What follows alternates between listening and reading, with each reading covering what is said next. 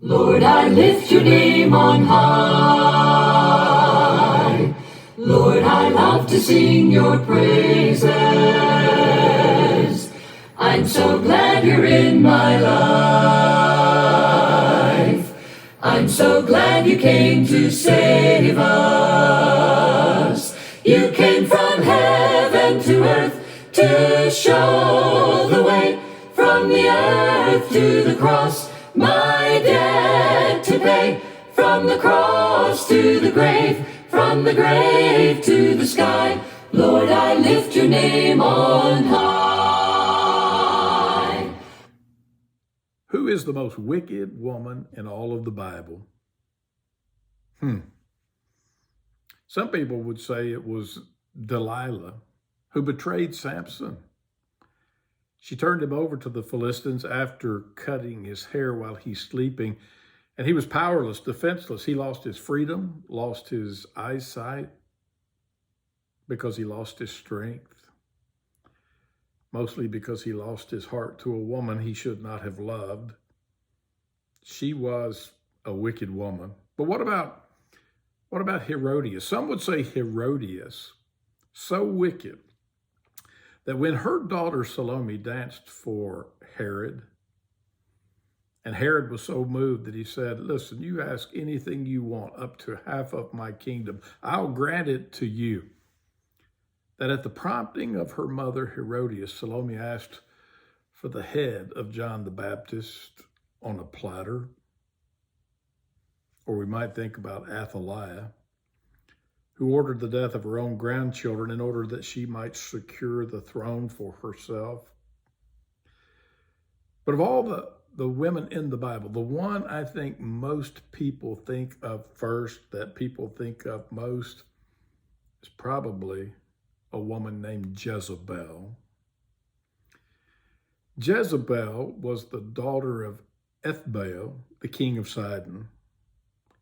And when Jezebel marries King Ahab of Israel, she's intent to introduce Baal worship in Israel.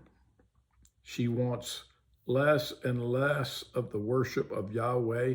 She is persecuting and killing the prophets. And then on the other hand, she's building with government money out of the state coffers. She's building temples and she's building altars to the pretend storm god Baal. You remember the confrontation that came up because her desire to promote the worship of Baal brought her in conflict with Elijah. And Elijah withstood her and condemned her actions. They had a showdown at Mount Carmel, and you remember how things played out.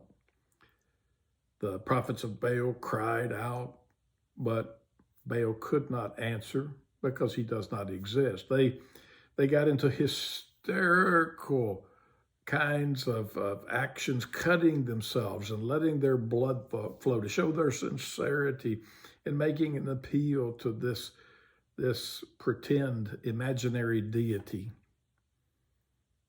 But when all of their efforts, their futile efforts were done, Elijah pours water upon the altar and upon the wood, and then, with a simple request for God to glorify himself, fire comes down from heaven, consumes the sacrifice, consumes the wood, licks up the water. You know, it's one thing to start a fire when you've got dry wood, but when you've got wet wood, it's nearly impossible. But here, Elijah made sure that this miracle would impress people. This would not be possible except for the intervention, the miraculous intervention of God. Now, after that miracle took place, you would assume that Jezebel would say, well, it's clear. Your God is the true God. And I'm feeling remorse. I want to repent. I am so sorry. But not Jezebel. She just redoubled her determination to take the life of Elijah and told him so. so that he fled in fear. She had great malice for Elijah. And when you think about really what drove this woman, because it wasn't just one instance, it's that she just had a heart of malice. It really helps you to understand her whole life, that she had ill will and hostility towards anyone who would stand in her way. A good example is another occasion when her husband wanted the garden of Naboth. It was a family possession. Naboth didn't want to give it up. When he was disappointed and grieving over his frustration and not getting it, Jezebel saw him and reprimanded him. "Aren't you king? Behave like a king." And she had Naboth framed for blasphemy. And it didn't bother her in the least to have him stoned so that they could take his property for their mere enjoyment. How does a person do something like that? Malice. There's something wrong in the heart. And you may be thinking, well, she was a sociopath or a psychopath or something of that nature. I think the Bible says that, she was sinful, arrogant, and selfish and resentful for anybody who stood in her way.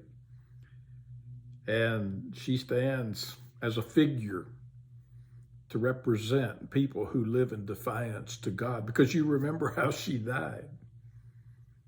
It was predicted by Elijah that dogs would eat her flesh in Jezreel. And later when Elisha, his successor, appoints Jehu to be king, Jehu goes and orders her death. She's thrown down from a tower window. And when she falls to the ground and the life is crushed out of her body, the dogs come and devour her flesh. Malice is not good. It's not good for those that you hurt, and it's not good for you as an individual. And so we come to the book of Ephesians and our memory verse for this year. And in chapter 4 and in verse 31, we come to the last of the 6 things that Paul says you need to put these away. What are they? Well, it's bitterness and wrath and anger. And then those elevated emotions begin to overflow into clamor and into slander. But he says also, along with these 5 things, you need to put away all malice. Don't leave any little bit, no residue, no lingering small bit of malice. Get it completely out of your heart, out of your mind, out of your life. And only then are you going to be able to move forward. Well, we need to understand the importance of our heart in all that we do. And we're to love God with all of our heart and soul and strength and mind. But we're also to love our neighbor as ourselves. Our neighbor created in God's image. Do not have hostility and ill will towards others, but instead, we need a heart of love. And that means we consider one another. That means we look out for each other, that we build each other up instead of tear each other down. Getting rid of malice is a game changer. It's a life changer. It's a destiny changer. And that's what our discussion is going to be about today. What is this thing, malice? What does it look like? What are its causes? How can we deal with people who may have malice towards us? What can we learn from the teachings of the New Testament? And how can we practice Christian principles to get rid of this terrible sin in our lives. What do we need? We need hearts of love, and we need empathy and thoughtfulness and consideration for other peoples. And so to live a life of love, what's necessary? Get rid of malice. Enjoy your discussion. God bless. You came from heaven to earth to show the way, from the earth to the cross, my debt to pay, from the cross to the grave, from the grave to the sky. Lord, I lift your name on high.